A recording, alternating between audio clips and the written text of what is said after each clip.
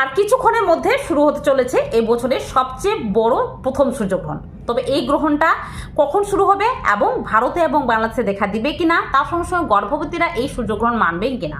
তো চলুন দেখুন, সাধারণত এই সূর্যগ্রহণটা শুরু হচ্ছে ভারতের সময় অনুযায়ী বিকেলবেলার দিকে 3:26 থেকে সন্ধেবেলার দিকে 7:57 এই গ্রহণটা চলবে। মানে মিনিমাম 4 ঘন্টা ধরে এই গ্রহণটা কিন্তু থাকবে।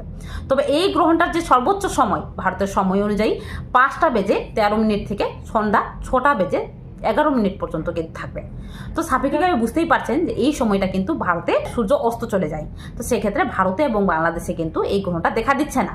তবে গর্ভবতীরা এই সূর্যগ্রহণটা মানবেন কিনা, মানে উপচ্ছায়া যেহেতু এটা মানতে হবে কিনা, না মানলে কি কোনো ক্ষতি হবে? না, এটা না মানলে কোনো ক্ষতি হবে না। যে জায়গাগুলোতে গ্রহণ করছে মোটামুটি ভারত এবং বাংলাদেশ ছাড়া দক্ষিণ আফ্রিকা, আন্টার্কটিকা, নিউজিল্যান্ড আর চিলির যে বিভিন্ন অংশ রয়েছে সেই জায়গাগুলোতে দেখা দিচ্ছে। সেই ক্ষেত্রে সেখানকার গর্ভবতীরা কিন্তু মানতেই হবে বিশেষ কয়েকটা জিনিস, যে বিষয়ে আমার ভিডিওতে শেয়ার করা রয়েছে, দেখে নিন। তবে ভারত এবং বাংলাদেশের গর্ভবতীরা না মানলেও চলবে। তবে এই সময় যে জিনিসগুলো খেয়াল রাখবেন সেটা হলো বাইরে বেরোনো নিষেধ। এই সময়টা ঘরে থাকবেন আর পজিটিভ থাকবেন, নেগেটিভ কোনো চিন্তাভাবনা করবেন না। আপনি পজিটিভ থাকুন, বাচ্চা অটোমেটিক্যালি ভালো থাকবে।